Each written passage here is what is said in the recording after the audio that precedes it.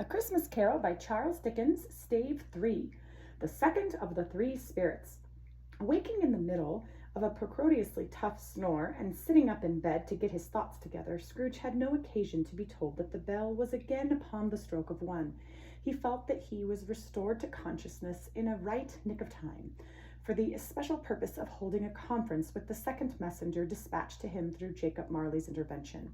But finding that he turned uncomfortably cold when he began to wonder which of his curtains his new spectre would draw back, he put them every one aside with his own hands, and lying down again, established a sharp lookout all around the room, for he wished to challenge the spirit in the moment of its appearance, and did not wish to be taken by surprise and made nervous.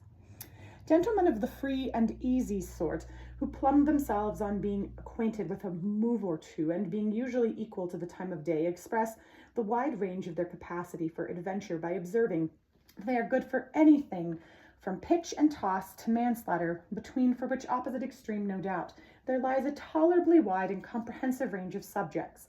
Without venture for Scrooge, quite as hardly as this, I don't mind calling on you to believe that he was ready for a good broad field of strong appearances, and that nothing between a baby and rhinoceros would have astonished him very much.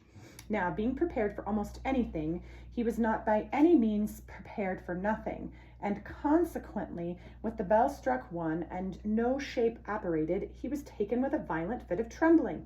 5 minutes, 10 minutes, a quarter of an hour went by, yet nothing came. All this time he lay upon his bed, the very core and center of a blaze of ruddy light which streamed upon it when the clock proclaimed the hour, and which, being only light, was more alarming than a dozen ghosts, and he was powerless to make out what it meant, or would be at, and was sometimes apprehensive that he might be at the very moment an interesting case of spontaneous combustion, without having the consolation of knowing it. At last, however, he began to think, as you or I would have thought at first, for it is always the person, not the precedent, which knows what ought to have been done in it, and would exquisitely have done it too at last. I say, he began to think that the source and secret of this ghostly light might be in the adjoining room, from whence, on further tracing it, it seemed to shine. This idea taking full possession of his mind, he got up softly and shuffled in his slippers to the door. The moment Scrooge's hand was on the lock, a strange voice called him by his name and bade him enter. He obeyed. It was his own room, there was no doubt about that, but it had undergone a surprising transformation. The walls and ceiling were so hung with living green that it looked a perfect grove, from every part of which bright gleaming berries glistened. The crisp leaves of holly, mistletoe, and ivy reflected back the light, as it so many little mirrors had been scattered there, and such a mighty blaze went roaring up the chimney as that dull perfectification of a hearth had never known in Scrooge's time, or Marley's, or for many and many a winter season gone. Heaped up on the floor to form a kind of throne were turkeys, geese, game, poultry, brawn, great joints of meat, suckling pigs, long wreaths of sausage, mince pies, plum puddings, barrels of oysters, red-hot chestnuts, cherry-cheeked apples, juicy oranges, lustrous pears, immense 12th cakes, and seething bowls of punch that made the chamber dim with their delicious steam. In easy state upon this couch there sat a jolly giant, glorious to see, who bore a glowing torch in shape not like Plenty's horn, and held it up high to shed its light on Scrooge as he came peeping around the door. "Come in," exclaimed the giant, "come in, and know me better, man." Scrooge entered timidly, and hung his head before the spirit. He was not the Dodge Scrooge he had been, and though the spirit's eyes were clear and kind, he did not like to meet them. "I am the ghost of Christmas present," said the spirit. "Look upon me." Scrooge reverently did so. It was clothed in one simple deep green robe or mantle bordered with white fur. This garment hung so loosely on the figure that its copious breast was bare, as if disdaining to be warded or concealed by any artifice. Its feet, observable beneath the ample folds of the garment, were also bare, and on its head it wore no other conferring but a holly wreath, set there and there with shimmering icicles. Its dark brown curls were long and free as its genial face, its sparkling eye, its open hand, its cheery voice, its unconstrained demeanor, its joyful air. Girded around its middle was an antique scabbard, with no sword was in it, and the ancient sheath was eaten up with rust. "You have never seen the like of me before," exclaimed the spirit. "Never," Scrooge made answer to it. "Have you never walked forth with the younger members of my family, meaning, for I am very young, my elder brothers born in these later years?" persuaded the phantom. "I don't think I have," said Scrooge. "I'm afraid I have not. Have you had many brothers and sisters?" "More than 1,800, said the ghost. "A tremendous family to provide for," muttered Scrooge. The ghost of Christmas present rose. Spirit, said Scrooge submissively, conduct me where you will. I went forth last night in compulsion, and I learnt a lesson which is working now. Tonight, if you have aught to teach me, let me profit by it. Touch my robe. Scrooge did so as he was told, and held it fast. Holly, mistletoe, red berries, ivies, turkeys, geese, game, poultry, brown meat, pigs, sausages, oysters, pies, pudding, fruit, and punch all vanished instantly. So did the room, the fire, the ruddy glow, the hour of night, and they stood in the city streets on Christmas morning, where, for the weather was severe, the people made a rough but brisk and not unpleasant kind of music, in scraping the snow from the pavement in front of their dwellings, and from the tops of their houses, whence it was a mad delight to the boys to see it come plumbing down into the road below, and splitting into artificial little snowstorms. The house fronts looked black enough, and the windows blacker, contrasting with the smooth white sheet of snow upon the roofs, and with the dirtier snow upon the round, which last deposited had been plunged up in deep furrows by the heavy wheels of carts and wagons, furrows that crossed and recorded each other hundreds of times where the great streets branched off, and made intricate channels hard to trace. In the thick yellow mud and ice water, the sky was gloomy, and the shortest streets were choked up with a dingy mist, half thawed, half frozen, whose heavier particles descended in a shower of sooty atoms, as if all the chimneys in Great Britain had by one consent caught fire and were blazing away in their dear hearts' content. There was nothing very cheerful in the climate or the town, and yet there in the air cheerfulness abroad that the clearest summer air and brightest summer sun might have endeavored to diffuse in vain. For the people who were shoveling away in the housetops were jovial and full of glee, calling out to one another from the parapets, and now then exchanging a facetious snowball, better-natured missile far from away, ninny a worldly jest, laughing heartily as if it went right, and not less heartily if it went wrong. The poulterers' shops were still half open, and the fruiterers were radiant in their glory. There were great round pot-bellied baskets of chestnuts, shaped like the waistcoats of jolly old gentlemen, lolling at the door and tumbling out into the street, their apoplectic appliance. There were ruddy, brown-faced, broad-girthed Spanish onions, shining in the fatness of the growth like Spanish Ferrers, and winking from the shelves in wanton slyness at the girls as they went by, and glancing demurely at the hung-up mistletoe. There were pears and apples clustered high in blossoming pyramids. There were bunches of grapes made in the shoekeeper's benevolence to dangle from conspicuous hooks, that people's mouths might water great as this passed. There were piles of filberts, mossy and brown, recalling in their fragrance ancient walks among the woods and pleasant shufflings ankle-deep through withered leaves. There were Norfolk biffins, squab and swarthy, setting up in the yellow and the oranges and the lemons, and the great compactness of the juicy persons urgently entreating and beseeching to be carried home in paper bags and eaten for dinner. The very gold and silver fish set forth among these choicest fruits in a bowl, with members of a dull and stagnant-bloodied race, appeared to know that there was something going on, and to a fish went gasping around and round that little world in slow and passionless excitement. The grocers, oh, the grocers, nearly closed with perhaps 2 shutters down, or one, but though there gapped such glimpses, it was not alone that the scales descending on the counter made a merry sound, or that the twine and roller parted company so briskly, or that the canisters were rattled up and down like juggling tricks, or even that the blended scents of tea and coffee were so grateful to the noise, or even that the raisins were so plentiful and rare, the almonds so extremely white, the sticks of cinnamon so long and straight, the other spices so delicious, the candied fruit so caked and spotted in molten sugar as to make the coldest lookers-on feel faint and subsequently boyless. Nor was it that the figs were moist and pulpy, or that the French plumes brushed in modest tartans from the highly decorated boxes, or that everything was good to eat and in the Christmas dress, but the customers were all so hurried and so eager in the hopeful promise of the day that they tumbled up against each other at the door, crashed their wicker baskets wildly, and left their purchases upon the counter, and came running back to fetch them, and committed hundreds of all like mistakes in the best humor possible, while the grocer and his people were so frank and fresh that the polished hearts with which they fastened their aprons behind might have been their own, worn outside for general inspection and for Christmas daws to peck if they choose. But soon the steeples called good people all to church and chapel, and away they came, flocking through the streets in their best clothes and with their gayest faces, and at the same time there emerged from scores of by-street lanes and nameless turnings innumerable people carrying their dinners to the bakers' shops. The sight of these poor rebels appeared an interest to the spirit very much, for he stood with Scrooge beside him in a baker's doorway, and taking off the covers of their bears' past, sprinkled innocence on their doors with their torch.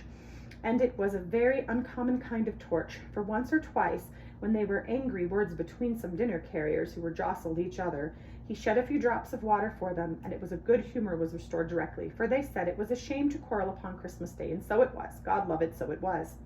In time the bells ceased, and the bakers were shut up, and yet there was a genial shadowing found on all the dinners, and the progress of their cooking, in the thawed blotch of wet above each other's baker's oven, for the pavement smoked as if its stone was cooking too. Is there a peculiar flavor in what you sprinkle from your torch? Asked Scrooge. There is, my own. Would it apply to any kind of dinner on this day? Asked Scrooge. To any kindly given to a poor one most. Why to a poor one most? Asked Scrooge. Because it needs it most. Spirit, said Scrooge after a moment's thought, I wonder you, of all the beings of the many worlds about us, should desire to cramp these people's opportunities of innocent enjoyment. Aye, cried the Spirit. You would deprive them of their means of dining every seventh day, often the only day in which they can be said to dine at all, said Scrooge, wouldn't you? Aye, cried the Spirit. You seek to close these places on the seventh day, said Scrooge, and to come to the same thing. I seek, exclaimed the Spirit. Forgive me if I am wrong. It has been done in my name, or at least in the ears of your family, said Scrooge. There are some upon this earth of yours, returned the Spirit, who lay claim to know us, and who do their deeds of passion, pride, ill will, hatred, envy, bigotry, and selfishness in our name, who are estranged to us and all their kin and kin, as if they had never lived. Remember that, and change their doings in themselves, not us. Scrooge promised that he would, and they went on, invisible as they had been before, into the suburbs of the town. It was a remarkable quality of the ghost, which Scrooge had observed at the baker's, that notwithstanding his gigantic size, he could accommodate himself to any place with ease, and that if he stood beneath a low roof quite as gracefully and like a supernatural creature as if it was possible he could have done in any lofty hall. And perhaps it was the pleasure the good Spirit had in showing off that power of his, or else it was his very own kind, generous, hearty matter, that his sympathy with all poor men, that led him straight to Scrooge's clerk. For there he went and took Scrooge with him, holding to his robe, and on the threshold of the door the Spirit smiled and stood to bless Bob Cratchit's dwelling with the sprinklings of his torch. Think of that. Bob had but 15 bob a week. Himself he pocketed on Saturdays, but 15 copies of his Christian name, and yet the ghost of Christmas present blessed his 4-roomed house. Then up rose Mrs. Cratchit, Cratchit's wife, dressed out but poorly in a twice-turned gown, but brave in ribbons which were cheap, and made a goodly show for 6pence, and she laid the cloth, assisted by Belinda Cratchit, second of her daughters, also brave in ribbons, while Master Peter Crockett plunged a fork into the saucepan of potatoes, and getting the corners of his monstrous shirt collar, Bob's private property conferred upon his son and heir in honor of the day, into his mouth, rejoiced to find himself so gallantly attired, and yearned to show his linen in the fashionable parks. And now 2 smaller Crackits, boy and girl, came tearing in, screaming that outside the baker's they had smelt the goose, and known it was for their own, and basking in luxurious thoughts of sage and onion, there came Crackits dancing about the table, and exalted Master Peter Crackit to the skies, while he, not proudly though his collar choked him, blew the fire until the slow potatoes, bubbling up, knocked loudly on the saucepan lid to be let out and peeled.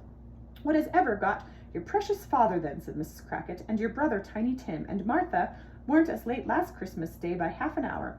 Here's Martha, mother, said a girl, appearing as she spoke. Here's Martha, mother, cried the 2 young Crackits. Hooray! There's such a goose, Martha.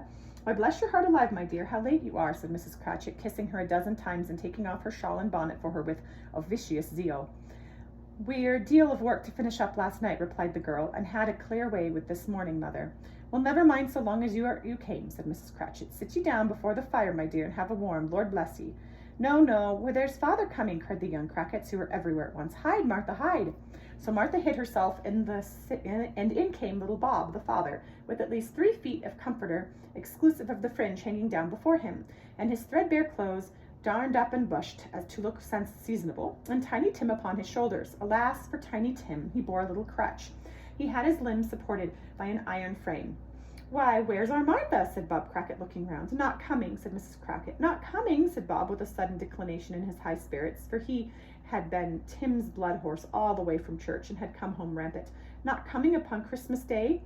Martha didn't like to see him disappointed, even if it were only a joke, so she came out prematurely from behind the closet door and ran into his arms, while the 2 young Crackits hustled Tiny Tim and bore him off to the wash-house, that he might hear the pudding singing in the copper. And how did little Tiny Tim behave? Asked Mrs. Cratchit, and she had railed Bob to his credulity, and Bob had hugged his daughter to his heart's content. As good as gold, said Bob, and better.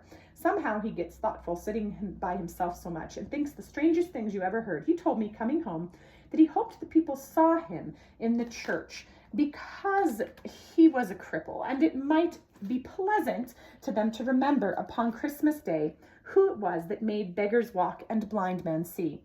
Bob's voice was tremulous when he told them this, and trembling more when he saw that Tiny Tim was growing strong and hearty.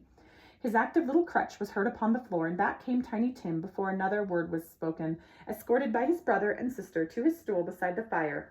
And while Bob, turning up his cuffs as if, poor fellow, that they were capable of being made more shabby, compounded some hot mixture in a jug with gin and lemons, and stirred it round and put it in the hob to simmer.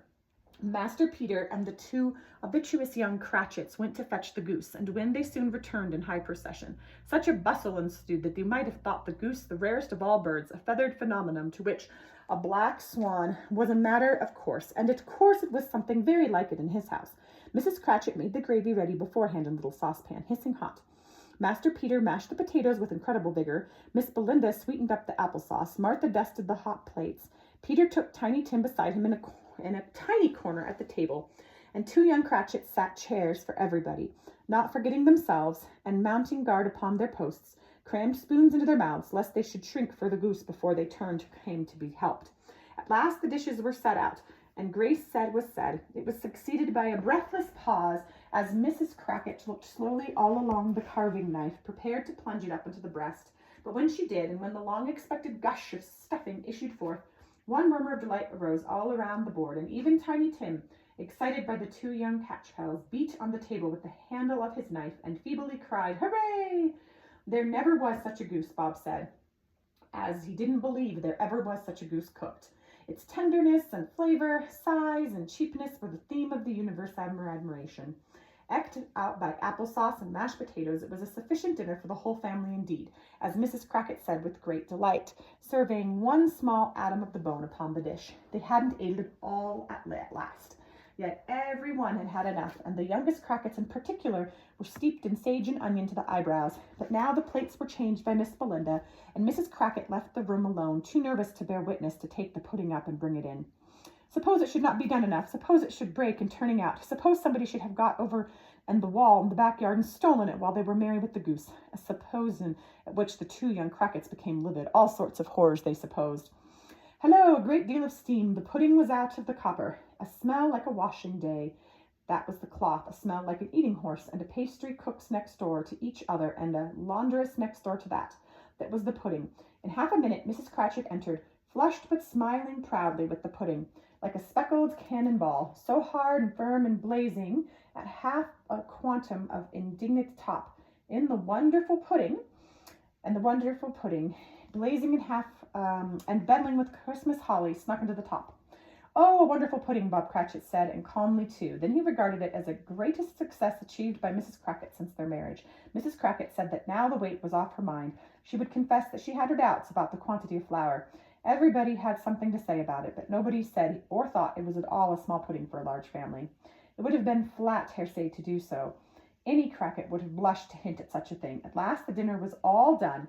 The cloth was cleared, the hearth swept, and the fire made up. The compound in the jug being tasted and considered perfect, apples and oranges were put upon the table, and a shovelful of chestnuts in the fire. Then all the Crackit family drew near the hearth in what Bob Crackit called a circle, meaning half of one, and at Bob Crackit's elbow stood the family display of glass, 2 tumblers and a custard cup without a handle.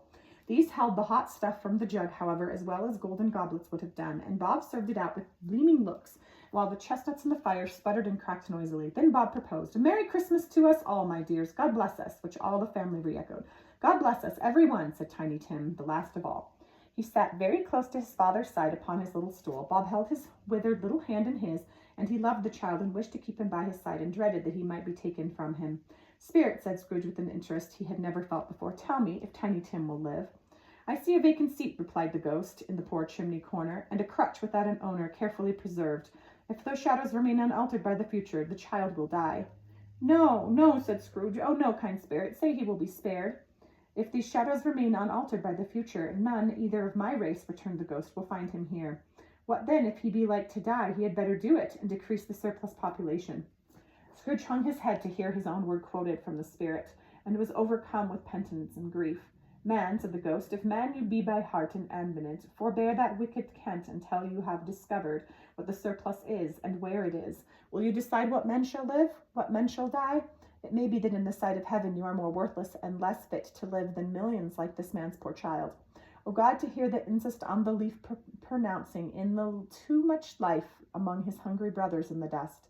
Scrooge bent before the ghost's rebuke and trembling cast his eyes upon the ground, but he raised them speedily on hearing his own name. Mr. Scrooge, said Bob. I'll give you Mr. Scrooge, the founder of the feast. The founder of the feast, indeed, cried Mrs. Cratchit, reddening. I wish I had him here. I'd give him a piece of my mind to feast upon, and I hope he'd have a good appetite for it. My dear, said Bob, the children, Christmas Day. It should be Christmas Day, I am sure, said she, on which one drinks the health of such an odious, stingy, hard-feeling man as Mr. Scrooge. You know he is, Robert. Nobody knows it better than you do, poor fellow. My dear, said Bob's mild answer, Christmas Day. I'll drink his health for your sake and the day's, said Mrs. Cratchit, not for his. Long life to him, a Merry Christmas and a Happy New Year. He'll be very merry and very happy, I have no doubt. The children drank and toast after her. It was the first of their proceedings, which had no heartiness in it. Tiny Tim drank it at last at all, but he didn't care twopence for it. Scrooge was the org of the family. The mention of his name cast a dark shadow on the party, which was not dispelled for full 5 minutes. After it had passed away, they were 10 times merrier than before, from the mere relief of Scrooge the Playful being done with. Bob Cratchit told them how he had a situation in his eye for Master Peter, which would bring in, if obtained, full 5 and 6 weekly. The 2 young Crackits laughed tremendously at the idea of Peter being a man of business, and Peter himself looked thoughtfully at the fire from between his collars, as if he were deliberating what particular investment he should favor, and when he came into receipt of his bewildering income. Martha was a poor apprentice at a milliner's, then told what kind of work she had to do, and how many hours she worked at a stretch, and how she meant to lie abed tomorrow morning for a good long rest, tomorrow being a holiday she passed at home.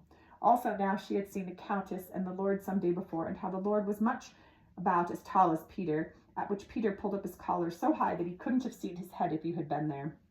All the time the chestnuts and the jug went round, and by they had a song about a lost child traveling in the snow, from Tiny Tim, who was a plaintive little voice and sang it very well indeed. There was nothing in high marks about this. There was not a handsome family. They were not well dressed. Their shoes were far from being waterproof.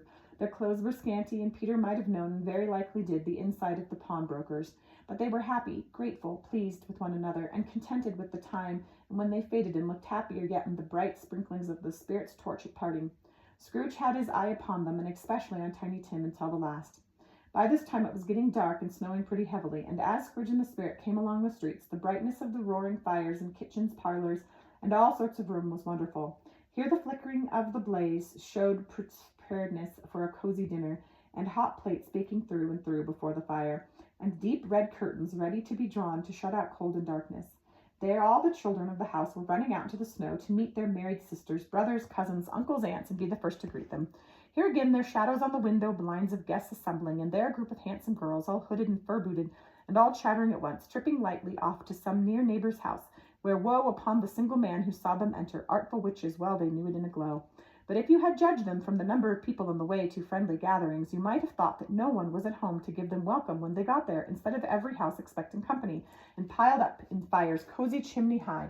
Blessings on it, how the ghost exulted, how it bared its breath of breast, and opened its capious calm, and floated on, outpouring with a generous hand its bright and harmless mirth on everything from its reach.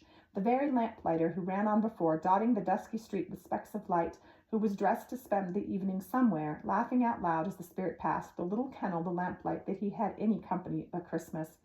And now, without a word of warning from the ghost, they stood upon a bleak and deserted moor, where monstrous masses of ruddy stone were cast about as though it were the burial place of giants, and water spread itself wherever it listed, or would have done so but the frost that held it prisoner, and nothing grew but moss and furze and coarse rank grass. Down in the west of the setting sun had left a streak of fire red, which glared upon the desolation for an instant, like a sullen eye, and frowning lower yet, was lost in the thick gloom of darkest night. What place is this? Asked Scrooge. A place where miners live, the labor of the bowls of the earth, returned the Spirit. But they know me. See, a light shone from the window of a hut, and swiftly they advanced towards it. Passing through the wall of mud and stone, they found a cheerful company assembled round a glowing fire. An old man and woman with their children and their children's children, another generation beyond that, all decked out gaily in their holiday attire. The old man, in a voice that seldom rose into the howling of the wind with the barren vast, was singing them a Christmas song. It had been a very old song when he was a boy, and from time to time they all joined in the chorus. So surely as they raised their voices, the old man got quite blithe and loud, and so surely as they stopped, his vigor sank again. The spirit did not tarry here, but bade Scrooge hold his robe, and passed on above the moor, sped weather. Not to see, to Scrooge's horror, looking back, he saw the last of the land, a frightful rage of rocks behind him, and his ears were deafened by the thundering of water as it rolled and roared and ragged among the dreadful caverns, and it warned and fiercely tried to undermine the earth. Built upon a dismal reef of sunken rock, some league or two from the shore, and from the waters chaffed and dashed, the wild years through, there stood a solitary lighthouse. Great heaps of seaweed clung to its base, and storm birds, born of the wind, one might suppose, as seaweed in the water, rose and fell, like waves all skimmed. But even there, two men who watched the light had made a fire, that through the loophole of the thick stone well shed into a ray of brightness on the awful sea. Joining their horny hands into the ones with rough table of it they set, they wished each other Merry Christmas with their cane of grog, and one of them, the elder too, with his face all damaged and scared with hard weather, and the figurehead of an old ship might be struck by a sturdy song that was like a gale in itself. Again the ghost sped on above the bleak and heavy sea, on, until far away, as he told Scrooge, from any shore they lighted on a ship. They stood beside the helmsman at the wheel, and looked out on the bow. The offerings of the had the watch, dark ghostly figures in their several stations, but every man among them hummed a Christmas tune, or had a Christmas thought, or spoke below his breath to his companion of some bygone Christmas day, and homeward hopes belonged to it. And every man on board, waking in his sleep, good or bad, had a kinder word for one another on that day than on any day in the year, and had shared to some extent in its festivities, and had remembered those he cared for in the distance, and had known that they delighted to remember him. It was a great surprise to Scrooge, while listening to the mourning of the wind, and thinking that a solemn thing it was to move on through the lonely darkness over an unknown abyss, whose depths were secrets of profound of death, or was a great surprise to Scrooge, while thus engaged, to hear a hearty laugh. It was much greater surprise to Scrooge to recognize it his own nephews, and to find himself in a bright, dry, gleaming room, with the spirit standing smiling by his side, and looking at that same nephew with approving affectionability. "Ha ha!" laughed Scrooge's nephew. "Ha ha ha!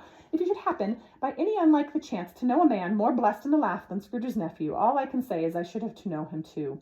Introduce him to me, and I'll cultivate his acquaintance. It is a fair, even-handed, noble adjustment of things, that while there is infection of disease and sorrow, there is nothing in the world so irresistibly contagious as laughter and good humor."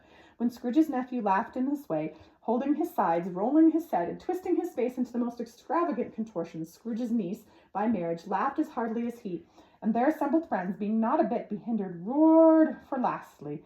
"Ha ha ha ha ha ha ha! He said that Christmas was a humbug, as I live," cried Scrooge's nephew. "He believed it too."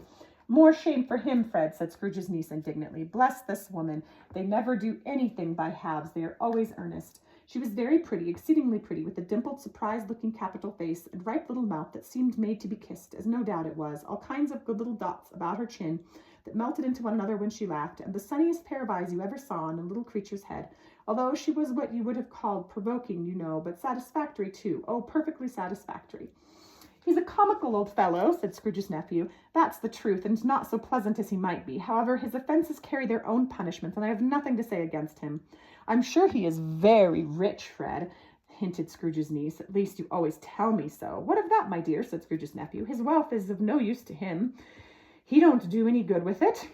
He don't make himself comfortable with it. He hasn't the satisfaction of thinking, ha ha ha, that he is ever going to benefit us with it."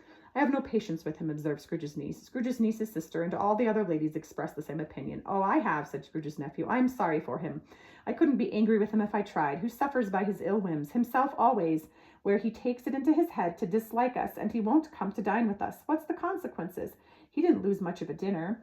"Indeed, I think he loses a very good dinner," interrupted Scrooge's niece. Everybody else said the same, and they must be allowed to have been competent judges, because they had just had dinner, with the dessert upon the table, were clustered around the fire and by lamplight.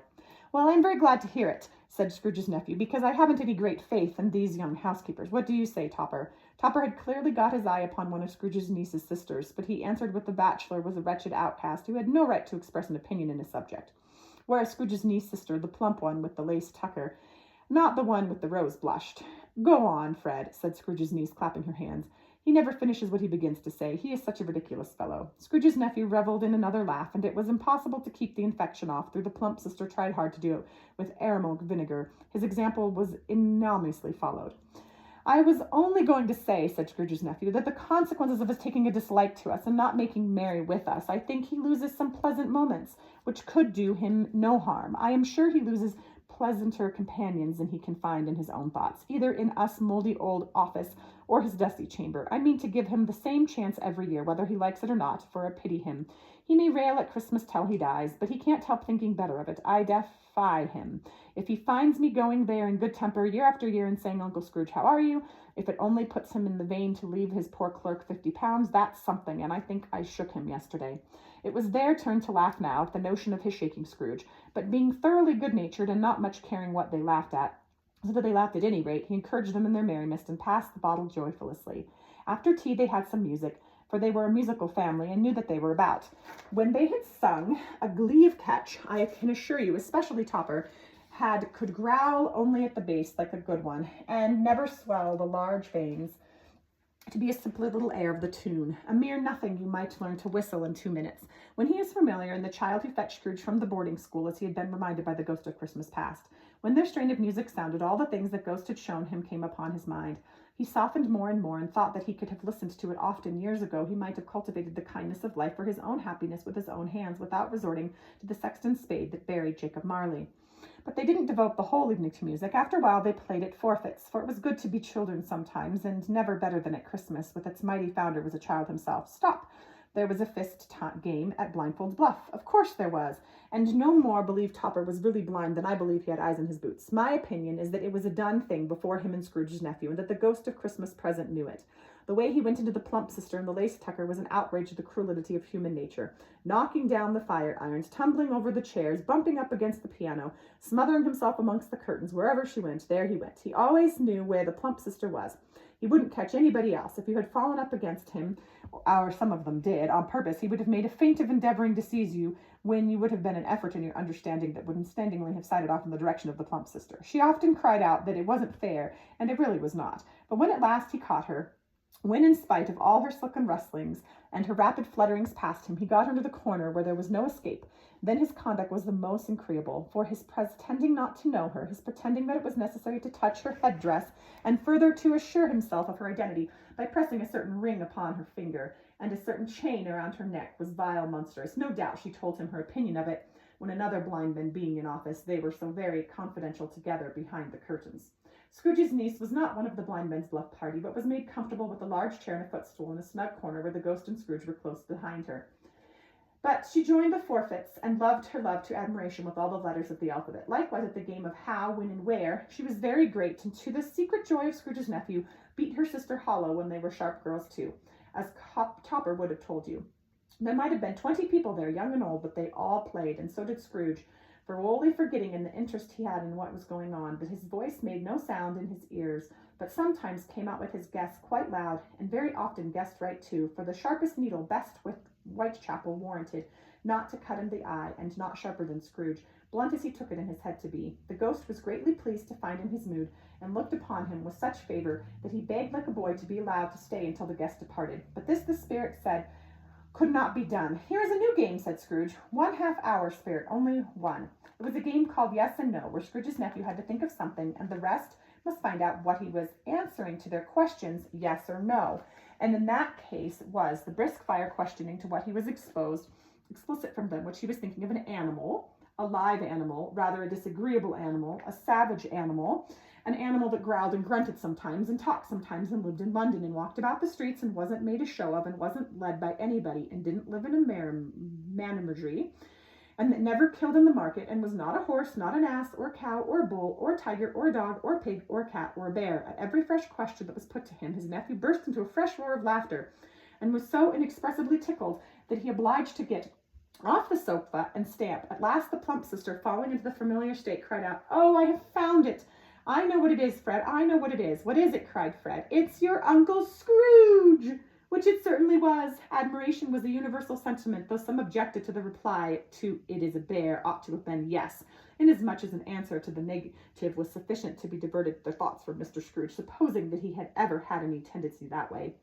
"He has given us plenty of merriment, I am sure," said Fred, "and it would be ungrateful not to drink to his health. Here is a glass of mulled wine ready in our hand, and the merriment to say, 'Uncle Scrooge!'" "Well, Uncle Scrooge," they cried. "A Merry Christmas and a Happy New Year to the old man, wherever he is," said Scrooge's nephew. "He wouldn't take it from me, but may he have it, nevertheless, Uncle Scrooge." Uncle Scrooge was imperceptibly became so gay and light of heart that he would have pledged the incensed companion in return, and thanked them for an audible speech if the ghost had given him time. But the whole scene passed off in the breath, and the last word spoken by his nephew, and he and the spirit were again upon their travels. Much they saw and far they went, and many homes they visited, but always with a happy end. The spirit stood beside sick beds, and they were cheerful, on foreign lands, and they were close at home. By struggling men, and they were patient, and their greater hope by poverty, if it was rich. An almshouse, hospital, and jail, and misery every refuge, where vain man in his little brief authority had not made fast the door, and barred the spirit out, he left his blessing, and taught Scrooge his precepts. It was a long night, and it were only a night, but Scrooge had his doubts of this, because the Christmas holiday appeared to be consented into the space of time they passed together. It was strange, too, that while Scrooge remained unaltered in his outward form, the ghost grew older, clearly older. Scrooge had observed this change, but never spoke of it, until they left a children's 12th night party, when looking up at the spirit as they stood together in the open place, he noticed that his hair was gray. "Our spirit's life so short," said Scrooge. "My life upon this globe is very brief," replied the ghost. "It ends tonight." "Tonight?" said Scrooge. "Tonight at midnight. Hark, the time is drawing near." The chimes were ringing, and 11:15 at the moment. "Forgive me if I'm not justified in what I ask," said Scrooge, looking intently in the spirit's robe. "But I see something strange and not belonging to yourself protruding from your skirt. Is it a foot or a claw?" "It might be a claw, for the flesh there is upon it," said the spirit, sorrowful reply. "Look here." From the folds of his robe it brought 2 children. "So I was told," returned the second. "Cold, isn't it? Seasonably for Christmas time. You are not a skater, I suppose." No, something else to think of. Good morning." Not another word. And with their meeting, their conversation, and their parting. Oh, I think I'm in the wrong spot. Wretched, albeit frightful, hideous, miserable, they knelt down at his feet, and clung upon the outside of his garment. "Oh, man, look here, down here," exclaimed the ghost. They were a boy and a girl. Yellow mirage, ragged, scolding, wolfish, but prostrate too. In the humility where braceful youth should have filled their features out, and touched them with its freshest tints, a stale and shriveled hand, like that of age, had pinched and twisted them and pulled them into shreds. Where angels might have sat enthroned, devils lurked and glared out menacing. No change, no degradation, no probation of humanity in any grade through all this mysterious and wonderful creation. Was monsters half so horrible and dread? Scrooge started back appalled. Having them shown to him in this way, he tried to say they were fine children, but the words choked himself rather than do parties in a lie of such enormous magnitude. "Spirit, are they yours?" Scrooge could say no more. "They are mine," said the spirit, looking down upon them, "and they cling to me, appealing with their fathers. The boy is ignorance, the girl is want. Because of them, both and all of they degree. But most of all, beware this boy, for on his brow I see that written such as doom, unless the writing is erased." "Deny it," cried the spirit, stretching out his hand toward the city. "Slender those who tell it is. Admit it for your fractious purpose, and make it worse, and bide the end." "Have they no refuge or resource?" cried Scrooge. Are there no prisons?" said the spirit, turning on him for the last time with his own words. "Are there no workhouses?" The bell struck 12.